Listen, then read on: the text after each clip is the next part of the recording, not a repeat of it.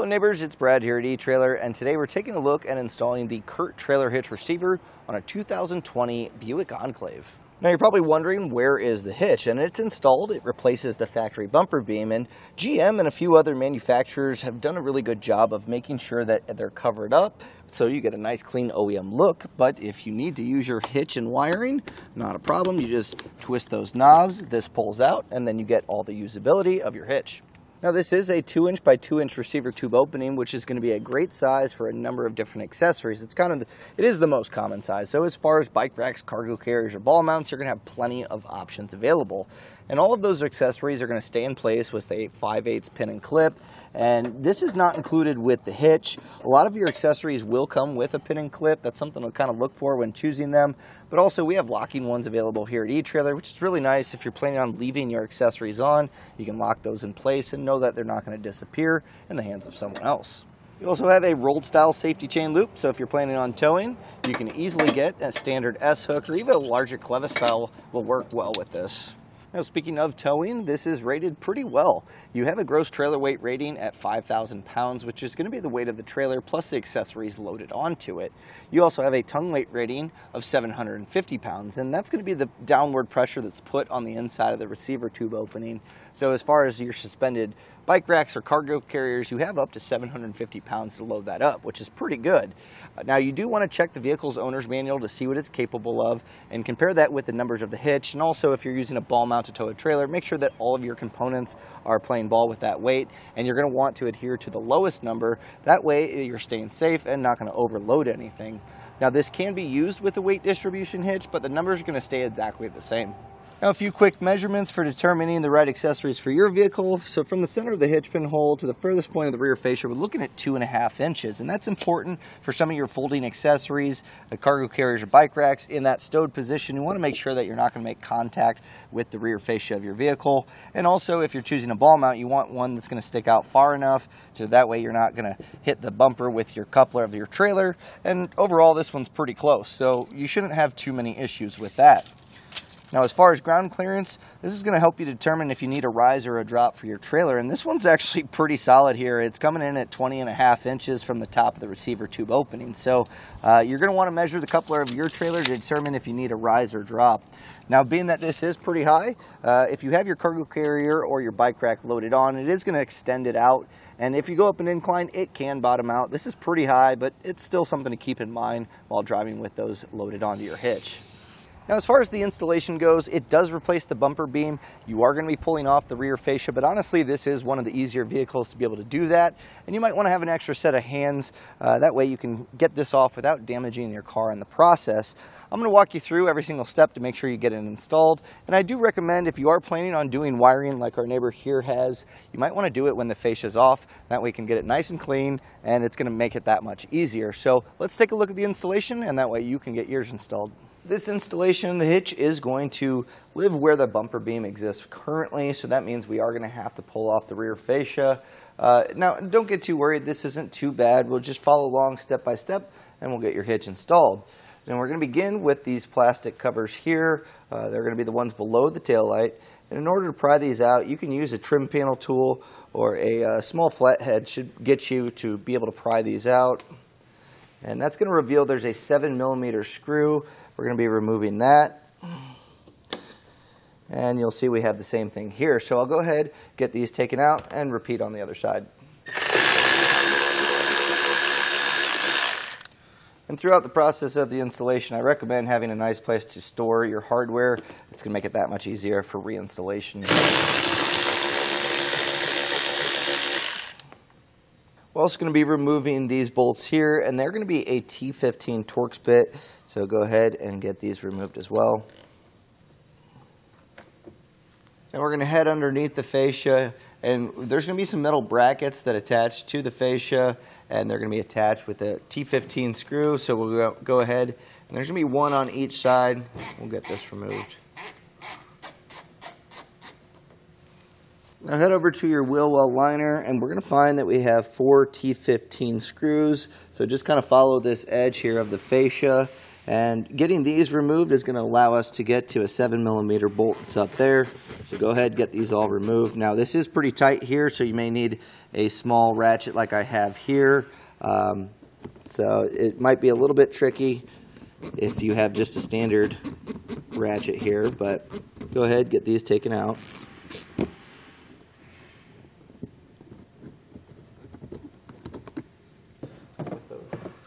With those out, we can peel this wheel well liner back, and our 7mm screw is facing vertical, and that's going to attach the rear fascia to the rear quarter panel. So go ahead with your 7mm and get that removed. And then we're just going to repeat all the same steps on the other side.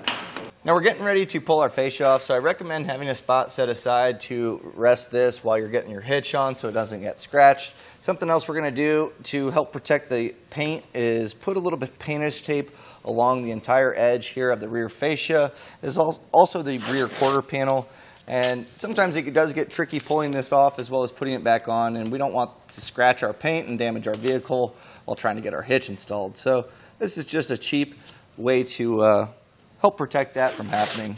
Now there may or may not be electrical connections, so the main thing as you're removing this, don't just pull it back. You want to make sure to separate those. And in order to get this popped off, it's actually a lot easier than you think. Just kind of start at the outside edges and pull back. You're going to have some plastic clips along here, and those should separate fairly easily. Just kind of work your way up and then towards the center.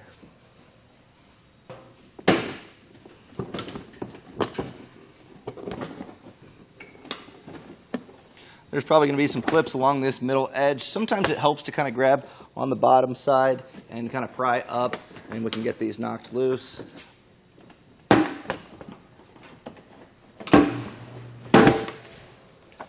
And our electrical connection is here on the driver's side, and we just have one plug.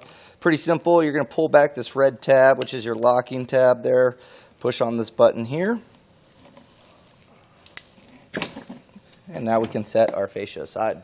Now our hitch is going to live where our bumper beam is currently. Now once we remove this, we will not be reinstalling it.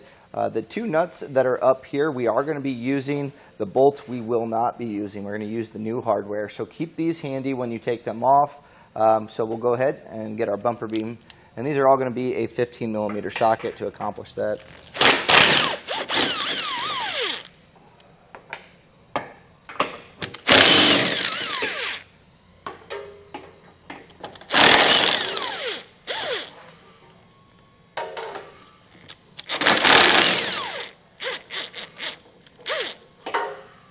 Now, your isolators are obviously bracketed onto our bumper beam, so if you need to, you can go ahead and put a box or something to support your exhaust from hanging down too far. Shouldn't cause any issue here, but again, if you want to support that just to make sure, that's not a bad thing to do. Now, something you might want to do is take one of the nuts and just kind of hand thread it on to the stud as you pull the rest of the hardware off, and that's going to keep it from falling off as you're removing the rest of the hardware.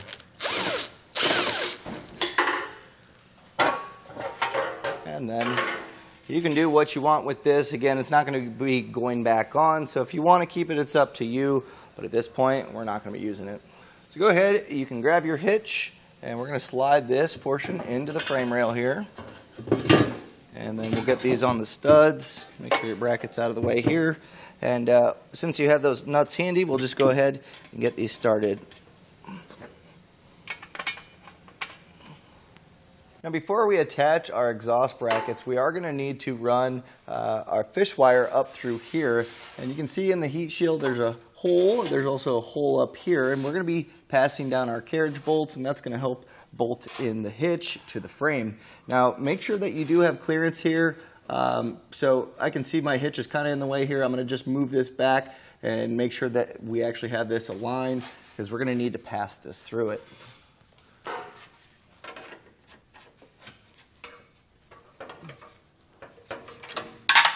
Once we have that aligned, we're going to take our fish wire and take that coiled end, and what we're going to be aiming for is this area right here. So pass that coiled end until we can get that up through that access hole. Now this may get tricky. You can throw bends in the fish wire to be able to get that. You can see pretty clearly through the hole using a flashlight. So if you need a pair of needle nose or something along those lines, that may help. But I was able to pass mine through pretty easily. Now I'm going to put a little bend here on the back side. That way it doesn't pull through the hole. This is going to kind of just keep that in place for me. And then we'll take our spacer block. We can feed that in. We can pass that into the frame rail. And our carriage bolt, we're just going to coil on here.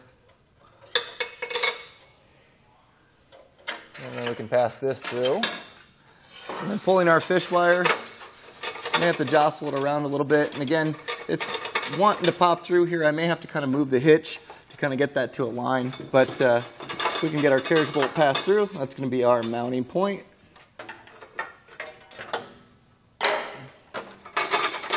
There we go. And our fish wire, keep this attached right now. We're going to get this one passed in as well, doing the same method.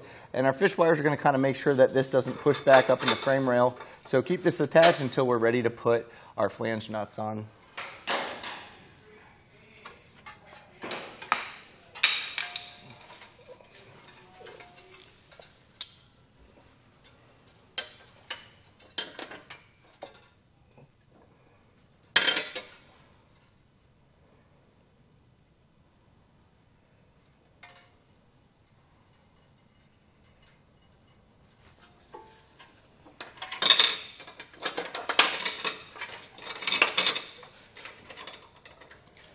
So now we'll go ahead and just repeat on the other side, fish wiring our bolts through.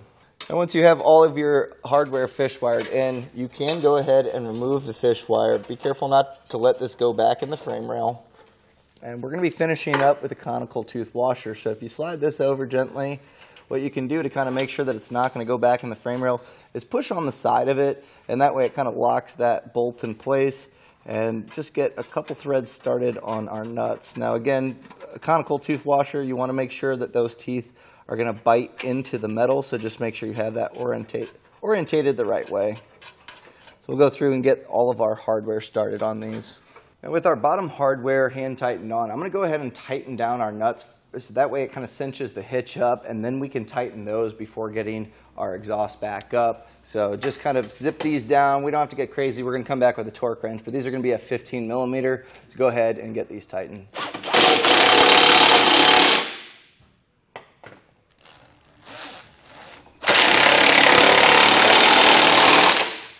So I'm going to tighten these up with a 3/4 inch socket.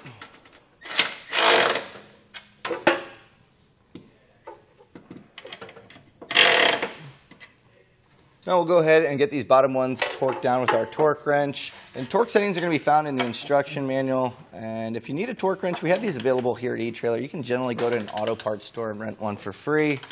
But this is going to make sure that this is going to be tight enough to hold our hitch in place, but also not too tight, putting stress on those threads.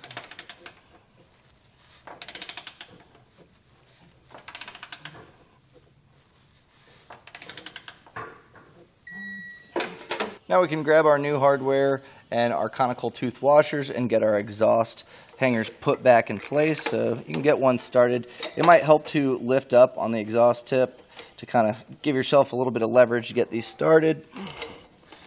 So we'll get these in place, and then I'm going to just tighten these down. Again, we're going to be torquing these down, but just kind of save ourselves from having to crank away at that. But go ahead, get these in place and snug them. And these are going to be a 17 millimeter socket. When you go to tighten those down, use that, and we're also going to be using the same socket for our torque wrench.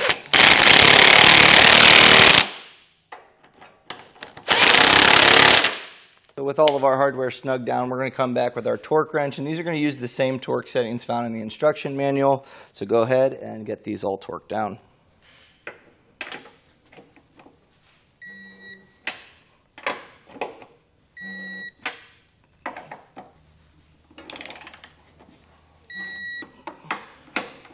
Now our hitch is officially installed now that we have everything torqued down, and we are going to be putting our fascia back on in just the reverse order that we took it off.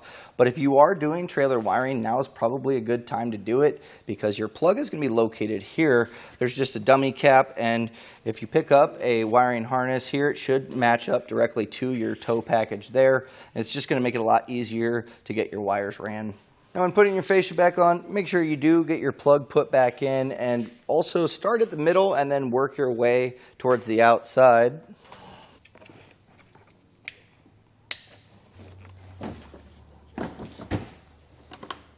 Now with our fascia put back up, our hitch is installed, and while it may not look like it's there, that's the great part about this hitch, is it's completely hidden. You do have this access panel where you just twist these, and once this pops down, you have full access to it, and that's really nice because when you're not using it, this goes back up and it gives you a completely clean OEM look. And that was a look and installation of the Curt Trailer Hitch Receiver on a 2020 Buick Enclave.